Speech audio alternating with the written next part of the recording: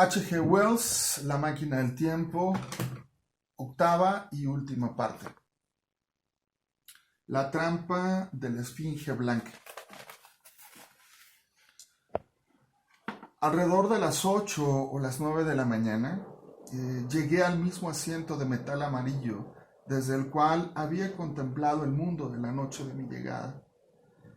Pensé en las conclusiones precipitadas que hice aquella noche y no pude dejar de reírme amargamente de mi presunción. Allí había aún el mismo bello paisaje, el mismo abundante follaje, los mismos espléndidos palacios y magníficas ruinas, el mismo río plateado corriendo entre sus fértiles orillas. Los alegres vestidos de aquellos delicados seres se movían de aquí para allá entre los árboles. Algunos se bañaban en el sitio preciso en que había yo salvado a Gwenna, y esto me asestó de repente una aguda puñetada de dolor. Como manchas sobre el paisaje, se elevaban las cúpulas por encima de los caminos hacia el mundo subterráneo. Sabía ahora lo que ocultaba toda la belleza del mundo superior.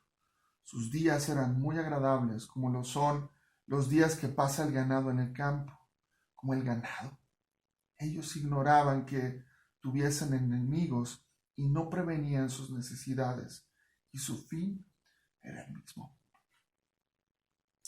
Me afligió pensar cuán breve había sido el sueño de la inteligencia humana.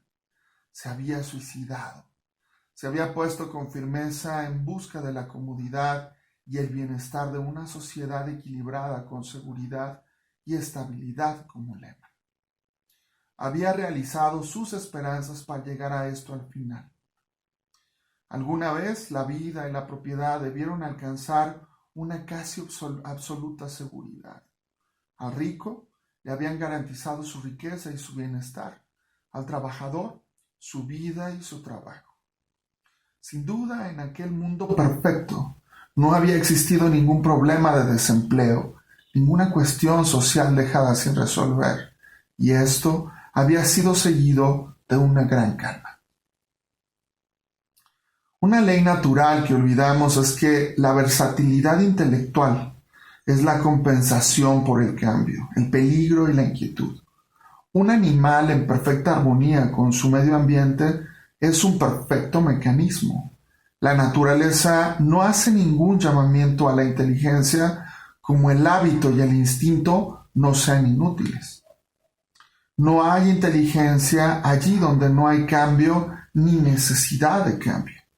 Solo los animales que cuentan con inteligencia tienen que hacer frente a una enorme variedad de necesidades y de peligros. Así pues, como podía ver, el hombre del mundo superior había derivado hacia su blanda belleza y el del mundo subterráneo hacia la simple industria mecánica. Pero aquel perfecto estado carecía aún de una cosa por alcanzar, la perfección mecánica, la estabilidad absoluta. Evidentemente, a medida que transcurría el tiempo, la subsistencia del mundo subterráneo, como quiera que se efectuase, se había alterado. La madre necesidad, que había sido rechazada durante algunos milenios, volvió otra vez y comenzó de nuevo su obra. Abajo. El mundo subterráneo, al estar en contacto con una maquinaria que, aun siendo perfecta, necesitaba, sin embargo, un poco de pensamiento, además del hábito. Había probablemente conservado por fuerza bastante más iniciativa, pero menos carácter humano que el superior. Y cuando les faltó un tipo de carne, acudieron a lo que una antigua costumbre le había prohibido hasta entonces. De esta manera vi en mi última mirada el mundo del año 802.701. Esta es, tal vez, la explicación más errónea que puede inventar un mortal. Esta es, sin embargo, la forma que tomó para mí la cosa y así se las ofrezco a ustedes. Después de las fatigas, las excitaciones y los terrores de los pasados días, y pese a mi dolor que asiento, la tranquila vista y el calor del sol eran muy agradables. Estaba muy cansado y soñoliento, y pronto mis especulaciones se convirtieron en sopor. Comprendiéndolo así, acepté mi propia sugerencia y tendiéndome sobre el césped, gocé de un sueño vivificador. Me desperté un poco antes de ponerse el sol. Me sentía ahora a salvo de ser sorprendido por los Morlocks y, desperezándome, bajé por la colina hacia la Esfinge Blanca. Llevaba mi palanca en una mano y la otra jugaba con las cerillas en mi bolsillo. Y ahora viene lo más inesperado. Al acercarme al pedestal de la Esfinge, encontré las hojas de bronce abiertas. Habían resbalado hacia abajo sobre unas ranuras. Ante esto, me detuve en seco, vacilando en entrar. Dentro había un pequeño aposento y en un rincón elevado estaba la máquina del tiempo. Tenía las pequeñas palancas en mi bolsillo. Así pues, después de todos mis estudiados preparativos para el asedio de la Esfinge Blanca, me encontraba con una humilde rendición. Tiré mi barra de hierro, sintiendo casi no haberla usado. Me vino a la mente un repentino pensamiento cuando me agachaba hacia la entrada. Por una vez, al menos, capté las operaciones mentales de los Morlocks. Conteniendo un enorme deseo de reír, pasé bajo el marco de bronce y avancé hacia la máquina del tiempo. Me sorprendió observar que había sido cuidadosamente engrasada y limpiada. Después, he sospechado que los Morlocks la habían desmontado en parte, intentando a su insegura manera averiguar para qué servía. Ahora, mientras la examinaba, encontrando un placer en el simple contacto con el aparato, sucedió lo que yo esperaba. Los paneles de bronce resbalaron de repente y cerraron el marco con un ruido metálico. Me hallé en la oscuridad, cogido en la trampa. Eso pensaban los Morlocks. Me reí entre dientes gozosamente.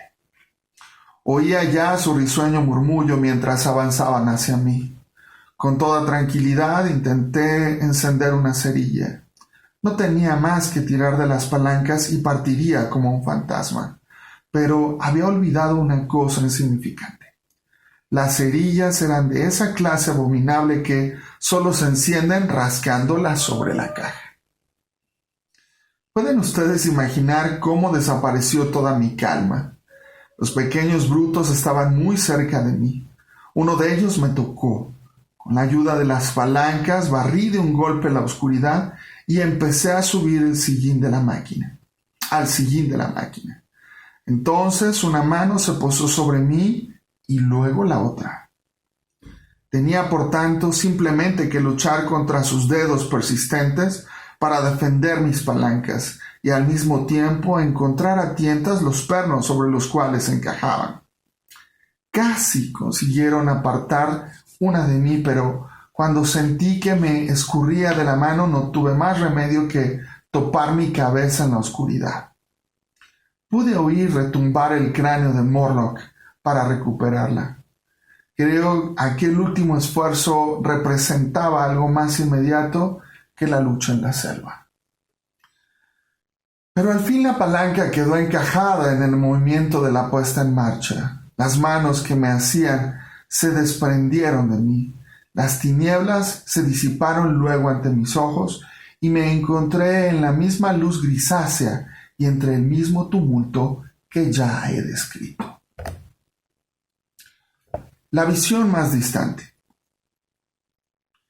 Ya les he narrado las náuseas y la confusión que produce el viajar a través del tiempo.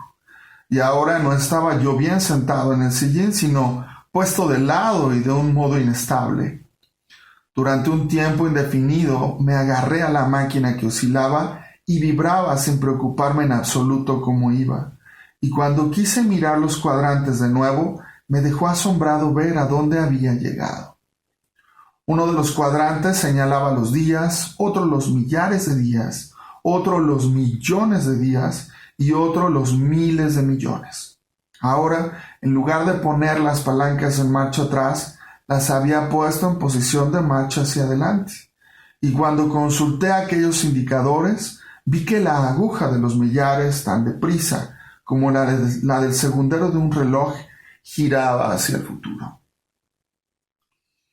Entretanto, un cambiar peculiar se efectuaba en el aspecto de las cosas. La palpitación grisácea se tornó oscura.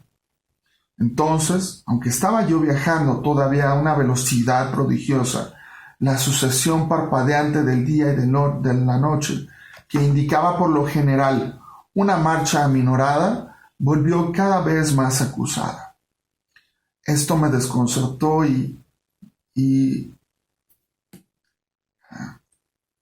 esto me desconcertó mucho al principio. Las alternativas de día y de noche se hicieron más y más lentas, así como también el paso del sol por el cielo, aunque parecían extenderse a través de las centurias. Al final, un constante crepúsculo envolvió la tierra. Un crepúsculo interrumpido tan solo de vez en cuando por el resplandor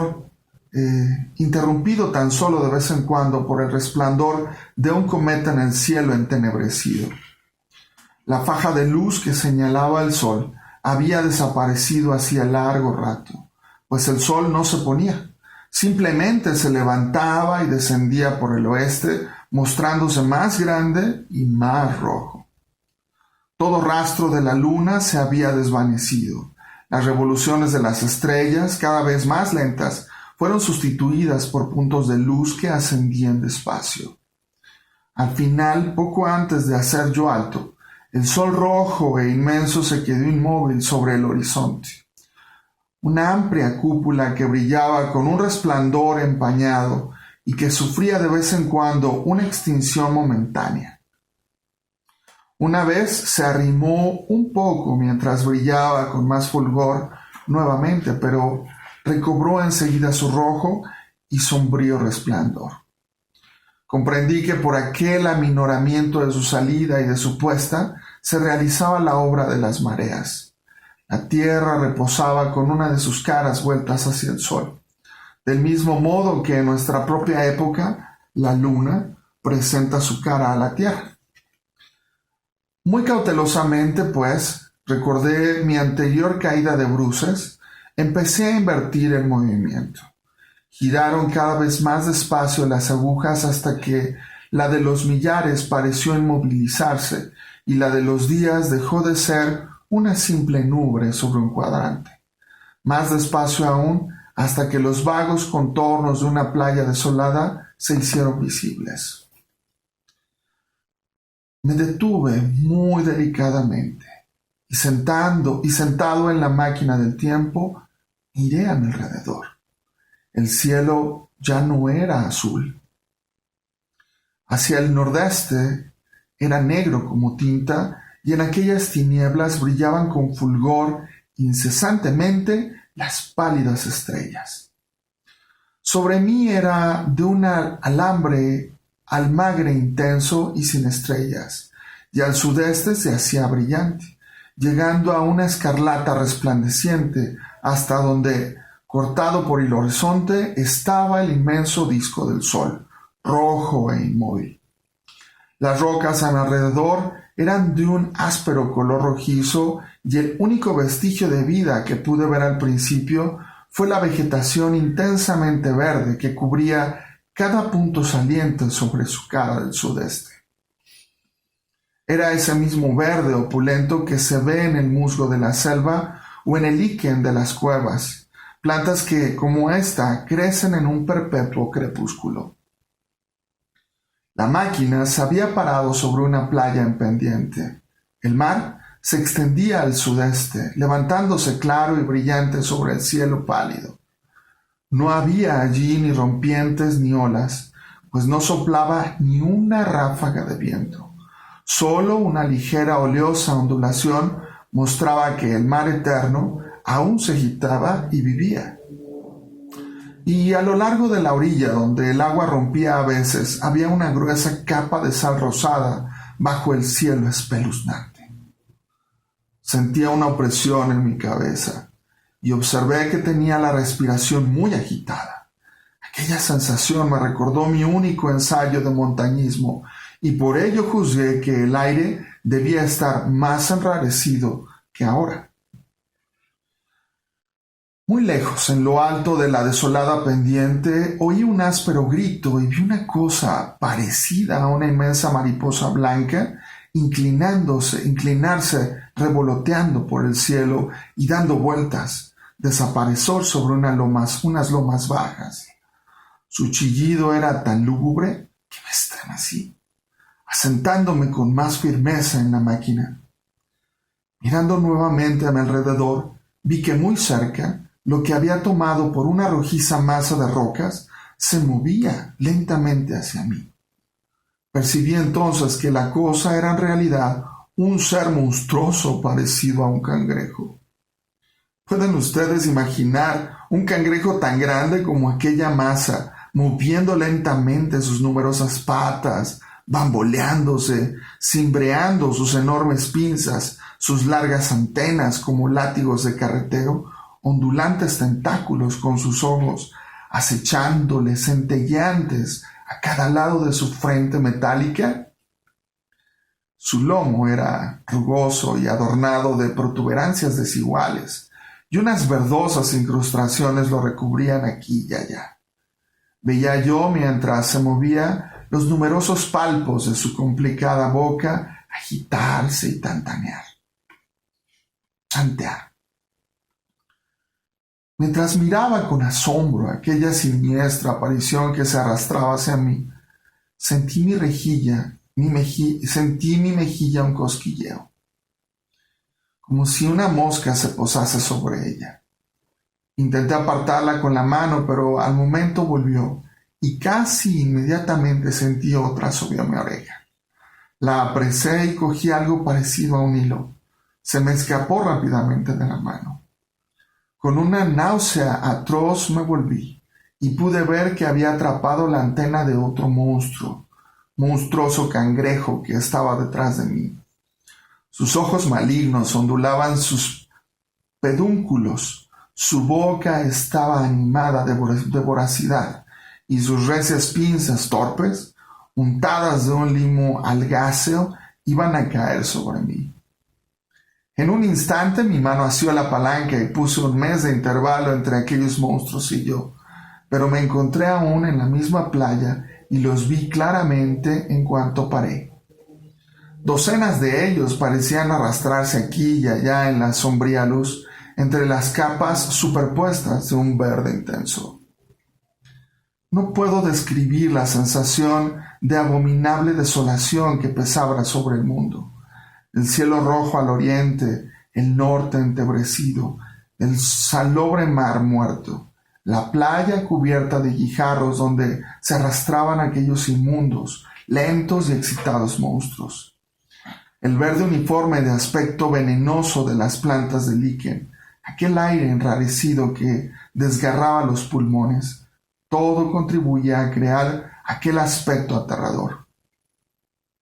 Hice que la máquina me llevase 100 años hacia adelante y había allí el mismo sol rojo, un poco más grande, un poco más empañado, el mismo mar moribundo, el mismo aire helado y el mismo amontonamiento de los vastos crustáceos entre la hierba y las rojas rocas.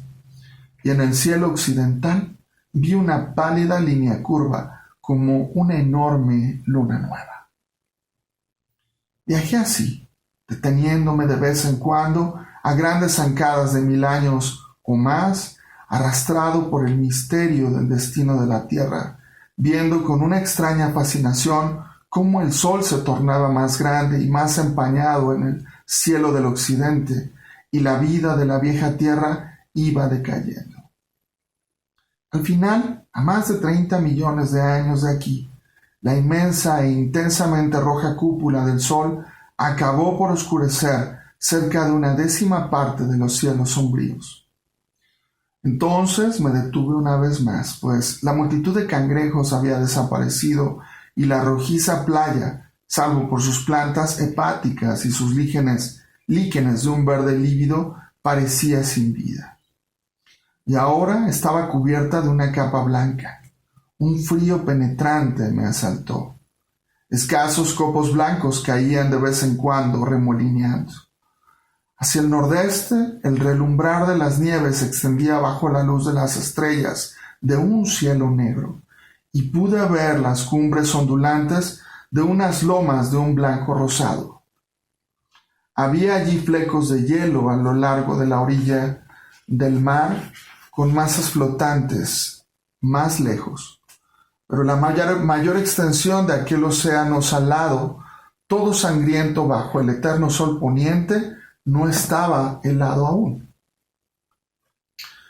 Miré a mi alrededor para ver si quedaban rastros de alguna vida animal. Cierta indefinible aprehensión me mantenía en el sillín de la máquina, pero no vi moverse nada, ni en la tierra, ni en el cielo, ni en el mar. Solo el légamo verde sobre las rocas atestiguaba que la vida no se había extinguido.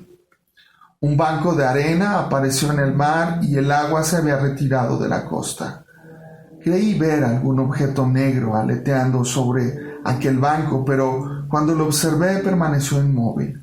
Juzgué que mis ojos se habían engañado y que el negro objeto era simplemente una roca. Las estrellas en el cielo brillaban con intensidad y me pareció que centelleaban muy levemente. De repente noté que el contorno occidental del sol había cambiado, que una concavidad, una bahía, aparecía en la curva. Vi que se ensanchaba. Durante un minuto quizá contemplé horrorizado aquellas tinieblas que invadían lentamente el día, y entonces comprendí que comenzaba un eclipse. La luna o el planeta Mercurio pasaban ante el disco solar. Naturalmente, al principio me pareció que era la luna, pero me inclino grandemente a creer que lo que vi en realidad era el tránsito de un planeta interior que pasaba muy próximo a la Tierra. La oscuridad aumentaba rápidamente. Un viento frío comenzó a soplar en ráfagas refrescantes del este y la caída de los copos blancos en el aire creció en número. De la orilla del mar vinieron una agitación y un murmullo. Fuera de estos ruidos inanimados, el mundo estaba silencioso. ¿Silencioso? Sería difícil describir aquella calma. Todos los ruidos humanos, el balido del rebaño, los gritos de los pájaros, el zumbido de los insectos, el bullicio que forma el fondo de nuestras vidas, todo eso había desaparecido. Cuando las tinieblas se adensaron, los copos remolineantes cayeron más abundantes, danzando ante mis ojos. Al final, rápidamente, uno tras otro, los blancos picachos de las lejanas colinas se desvanecieron en la oscuridad. La brisa se convirtió en un viento quejumbroso. Vi la negra sombra central del eclipse difundirse hacia mí. En otro momento, solo las pálidas estrellas fueron visibles. Todo lo demás estaba sumido en las tinieblas. El cielo era completamente negro. Me invadió el horror de aquellas grandes tinieblas, el frío que me penetraba hasta los tuétanos y el dolor que sentía al respirar me vencieron. Me estremecí y una náusea mortal se apoderó de mí. Entonces, como un arco candente en el cielo, apareció el borde del sol. Bajé de la máquina para reanimarme.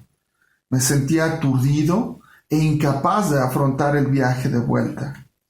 Mientras permanecía así, angustiado y confuso, vi de nuevo aquella cosa movible sobre el banco. No había ahora equivocación posible de que la cosa se movía. Resaltar contra el agua roja del mar era una cosa redonda, del tamaño de un balón de fútbol, quizás o acaso mayor, con unos tentáculos que le arrastraban por detrás. Parecía negra contra las agitadas aguas rojo sangre, y brincaba torpemente de aquí para allá. Entonces sentí que me iba a desmayar. pero un terror espantoso a quedar tendido e impotente en aquel crepúsculo remoto y tremendo me sostuvo mientras trepaba sobre el sillín. El regreso del viajero del tiempo. Y así he vuelto. Debí permanecer largo tiempo insensible sobre la máquina. La sucesión intermitente de los días y las noches se reanudó. El sol salió dorado de nuevo. El cielo se volvió a ser azul. Respiré con mayor facilidad. Los contornos fluctuantes de la tierra fluyeron y refluyeron. Las agujas giraron hacia atrás sobre los cuadrantes. Al final vi otra vez vagas sombras de casas, los testimonios de la humanidad decadente. Estas también cambiaron y pasaron, aparecieron otras. Luego, cuando el cuadrante del millón estuvo a cero, aminoré la velocidad. Empecé a reconocer nuestra mezquina y familiar arquitectura. La aguja de los millares volvió rápidamente a su punto de partida. La noche y el día alternaban cada vez más despacio. Luego los viejos muros del laboratorio me rodearon. Muy suavemente ahora fui parando el mecanismo. Observé una cosa insignificante que me pareció rara. Creo haberles dicho a ustedes que cuando partí, antes de que mi velocidad llegase a ser muy grande, la señora Watches, mi ama de llaves, había cruzado la habitación moviéndose. Eso me pareció a mí como un cohete. A mi regreso pasé de nuevo en el minuto en que ella cruzaba el laboratorio. Pero ahora cada movimiento suyo pareció ser exactamente a la inversa de lo que había ella hecho antes. La puerta del extremo inferior se abrió y ella se deslizó tranquilamente en el laboratorio de espaldas y desapareció detrás de la puerta por donde había entrado antes. Exactamente en el minuto precedente me pareció ver un momento a Hilleter, pero él pasó como un relámpago. Entonces detuve la máquina y vi otra vez a mi alrededor el viejo laboratorio familiar, mis instrumentos, mis aparatos exactamente tal como los dejé. Bajé de la máquina todo trémulo y me senté en mi banco. Durante varios minutos estuve temblando violentamente. Luego me calmé. A mi alrededor estaba de nuevo mi antiguo taller, exactamente como se hallaba antes. Debía haberme dormido allí. Todo esto había sido un sueño. Y sin embargo, no era así exactamente. La máquina había partido del rincón sudeste del laboratorio. Estaba arrimada de nuevo al noroeste, contra la pared donde la han visto ustedes. Esto les indicará la distancia exacta que había desde la praderita hasta el pedestal de la esfinge blanca, a cuyo interior habían trasladado mi máquina los Morlocks. Durante un rato mi cerebro quedó paralizado. Luego me levanté y vine aquí por el pasadizo, cojeando, pues me sigue doliendo el talón y sintiéndome desagradablemente desaseado. Vi la Pall Mall Gazette sobre la mesa junto a la puerta. Descubrí que la fecha era, en efecto, la de hoy, y mirando el reloj vi que marcaba casi las 8. Oí las voces de ustedes y el ruido de los platos. Vacilé. Me sentía tan extenuado y débil. Entonces olí una buena y sana comida. Abrí la puerta y aparecí ante ustedes. Ya conocen el resto. Me lavé, comí y ahora les he contado la aventura. Después del relato. Sé, dijo el viajero a través del tiempo, después de una pausa, que todo esto les parecerá completamente increíble. Para mí la única cosa increíble es estar aquí esta noche, en esta vieja y familiar habitación, viendo sus caras amigas y contándoles estas extrañas aventuras. Miró al doctor. No puedo esperar que usted crea esto. Tome mi relato como una patraña o como una profecía. Diga usted que he soñado en mi taller. Piense que he meditado sobre los destinos de nuestra raza hasta haber tramado esta ficción. Considere mi afirmación de su autenticidad como una simple pincelada artística para aumentar su interés, y tomando así el relato, ¿qué piensa usted de él? Cogió su pipa y comenzó, de acuerdo con su antigua manera, a dar con ella nerviosamente sobre las barras de la parrilla. Hubo un silencio momentáneo. Luego, las sillas empezaron a crujir y los pies a restregarse sobre la alfombra. Aparté los ojos de la cara del viajero a través del tiempo y miré a los oyentes a mi alrededor. Estaban en la oscuridad y pequeñas manchas de color flotaban ante ellos. El doctor parecía absorto en la contemplación de nuestro anfitrión. El director del periódico miraba con obstinación la punta de su cigarro, el sexto. El periodista sacó su reloj. Los otros, si mal no recuerdo, estaban inmóviles. El director se puso en pie con un suspiro y dijo: «Lástima que no sea usted escritor de cuentos», y puso su mano en el hombro del viajero a través del tiempo. «¿No cree usted esto? Pues yo me lo figuraba». El viajero a través del tiempo se volvió hacia nosotros. «¿Dónde están las cerillas?», dijo. Encendió una entre bocanadas de humo de su pipa y habló. «Si he de decirles la verdad, apenas creo yo mismo en ello, y sin embargo...». Sus ojos cayeron con una muda interrogación sobre las flores blancas, marchitas que había sobre la mesita. Luego volvió la mano con que hacía su pipa y vi que examinaba unas cicatrices a medio curar sobre sus nudillos. El doctor se levantó, fue hacia la lámpara y examinó las flores. «El gineceo es raro», dijo. El psicólogo se inclinó para ver y tendió la mano para coger una de ellas. «¡Que me cuelguen! Es la 1:45», exclamó el periodista. «¿Cómo voy a volver a mi casa?». «Hay muchos taxis en la estación», dijo el psicólogo. «Es una cosa curiosísima», dijo el doctor, «pero no sé realmente a qué género pertenecen estas flores. ¿Puedo llevármelas?». El viajero a través del tiempo titubeó y luego de pronto, «De ningún modo», contestó. «¿Dónde las ha encontrado usted en realidad?», preguntó el doctor. El viajero a través del tiempo se llevó la mano a la cabeza. Habló como quien intenta mantener asida una idea que se le escapa. «Me las metió en el bolsillo buena cuando viajé a través del tiempo». Miró desconcertado a su alrededor. «Desdichado de mí si todo esto no se borra. Esta habitación, ustedes y esta atmósfera de la vida diaria son demasiado para mi memoria. ¿He construido yo alguna vez una máquina del tiempo o un modelo de ella? ¿O es esto solamente un sueño?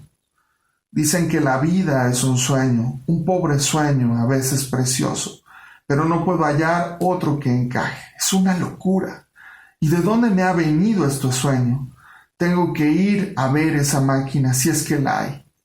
Cogió presuroso la lámpara, franqueó la puerta y la llevó con su luz roja a lo largo del corredor. Le seguimos. Allí, bajo la vacilante luz de la lámpara, estaba en toda su realidad la máquina, rechoncha, fea y sesgada, un artefacto de bronce, ébano, marfil y cuarzo translúcido y reluciente.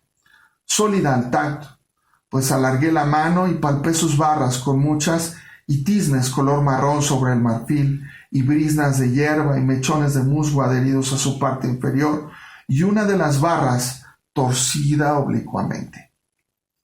El viajero a través del tiempo dejó la lámpara sobre el banco y recorrió con su mano la barra averiada. «Ahora está muy bien», dijo. «El relato que les he hecho era cierto. Siento haberles traído aquí, al frío». Cogió la lámpara y en medio de un silencio absoluto volvimos a la sala de fumar. Nos acompañó al vestíbulo y ayudó al director a ponerse el gabán. El doctor le miraba a la cara y con cierta vacilación le dijo que debía alterarle el trabajo excesivo, lo cual le hizo reír a carcajadas. Lo recuerdo de pie en el umbral, gritándonos "buenas noches". Tomé un taxi con el director del periódico. Creía que el relato era una brillante mentira. Por mi parte, me sentí incapaz de llegar a una conclusión. Aquel relato era tan fantástico e increíble, y la manera de narrarlo tan increíble y serena. Permanecí desvelado la mayor parte de la noche pensando en aquello. Decidí volver al día siguiente y ver de nuevo al viajero a través del tiempo. Me dijeron que se encontraba en el laboratorio y como me consideraban de toda confianza en la casa, fui a buscarle. El laboratorio, sin embargo, estaba vacío. Fijé la mirada un momento en la máquina del tiempo, alargué la mano y moví la palanca, a lo cual la masa rechoncha y sólida de aspecto osciló como una rama sacudida por el viento. Su inestabilidad me sobrecogió grandemente y tuve el extraño recuerdo de los días de mi infancia cuando me prohibían tocar las cosas. Volví por el corredor. Me encontré al viajero a través del tiempo en la sala de fumar. Venía de la casa. Llevaba un pequeño aparato fotográfico debajo de un brazo y un saco de viaje debajo del otro. Se echó a reír al verme y me ofreció su codo para que lo estrechase, ya que no podía tenderme la mano. «Estoy atrozmente ocupado», dijo, «con esa cosa de allí». «Pero no es broma», dije. «¿Viajaba usted realmente a través del tiempo?» «Así es, real y verdaderamente». Clavó francamente sus ojos en los míos. Vaciló. Su mirada vagó por la habitación. «Necesito solo media hora», continuó. «Sé por qué ha venido usted y es sumamente amable por su parte. Aquí hay unas revistas, si quiere usted quedarse a comer. Le probaré que viajé a través del tiempo a mi antojo, con muestras y todo. ¿Me perdona usted que le deje orar?» Accedí, comprendiendo apenas entonces toda la importancia de sus palabras, y haciéndome unas señas con la cabeza, se marchó por el corredor. Oí la puerta cerrarse de golpe. Me senté en un sillón y cogí un diario. ¿Qué iba a hacer hasta la hora de comer? Luego, de pronto, recordé por un anuncio que estaba citado con Richardson, el editor, a las 2. Consulté mi reloj y vi que no podía eludir aquel compromiso. Me levanté y fui por el pasadizo a decírselo al viajero a través del tiempo. Cuando así el picaporte, oí una exclamación extrañamente interrumpida al final y un golpe seco seguido de un choque. Una ráfaga de aire se arremolinó a mi alrededor cuando abría la puerta y sonó dentro un ruido de cristales rotos cayendo sobre el suelo. El viajero a través del tiempo no estaba allí. Me pareció ver durante un momento una forma fantasmal, confusa, sentada en una masa remolineante, negra y cobriza, una forma tan transparente que el banco de detrás, con sus hojas de dibujos, era absolutamente claro, pero aquel fantasma se desvaneció mientras me frotaba los ojos. La máquina del tiempo había partido. Salvo un rastro de polvo en movimiento, el extremo más alejado del laboratorio estaba vacío. Una de las hojas de la ventana acababa, al parecer, de ser arrancada. Sentí un asombro irrazonable. Comprendí que algo extraño había ocurrido y durante un momento no pude percibir de qué cosa rara se trataba. Mientras permanecía allí, mirando aturdido, se abrió la puerta del jardín y apareció el criado. Sentí un asombro irrazonable. Comprendí que algo extraño había ocurrido y durante un momento no pude percibir de qué cosa rara se trataba. Mientras permanecía allí, mirando aturdido, se abrió la puerta del jardín y apareció el criado. Nos miramos. Después volvieron las ideas a mi mente. ¿Ha salido su amo por ahí?, dije. No, señor, nadie ha salido por ahí. Esperaba encontrarle aquí. Ante esto, comprendí, a riesgo de disgustar a Richardson, me quedé allí esperando la vuelta del viajero a través del tiempo, esperando el segundo relato, quizás más extraño aún, y las muestras y las fotografías que traería él consigo. Pero empiezo ahora a temer que habré de esperar toda la vida. El viajero a través del tiempo desapareció hace 3 años, y como todo el mundo sabe, no ha regresado nunca. Epílogo. No puede uno escoger sino hacerse preguntas. ¿Regresar alguna vez? Puede que se haya deslizado en el pasado y caído entre los salvajes y cabelludos bebedores de sangre de la edad de piedra sin pulimentar, en los abismos del mar Cretáceo o en los grotescos saurios, los inmensos animales reptadores de la época jurásica. Puede estar ahora, si me permite emplear la frase, vagando sobre algún arrecife de coral eolítico frecuentado por los plesiosaurios o cerca de los solitarios lagos salinos de la edad triásica. O marchó hacia el futuro, hacia las edades próximas, en las cuales los hombres son hombres todavía, pero en las que los enigmas de nuestro tiempo están aclarados y sus problemas fastidiosos resueltos. Hacia la virilidad de la raza, pues yo, por mi parte, no puedo creer que esos días recientes de tímida experimentación, de teorías incompletas y de discordias mutuas sean realmente la época culminante del hombre. Digo, por mi propia parte, él lo sé.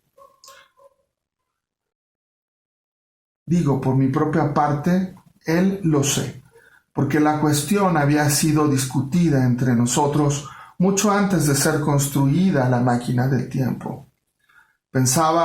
No pensaba alegremente acerca del progreso de la humanidad y veía tan solo en el creciente acopio de civilización una necia acumulación que debía inevitablemente venirse abajo al final y destrozar a sus arrecifes.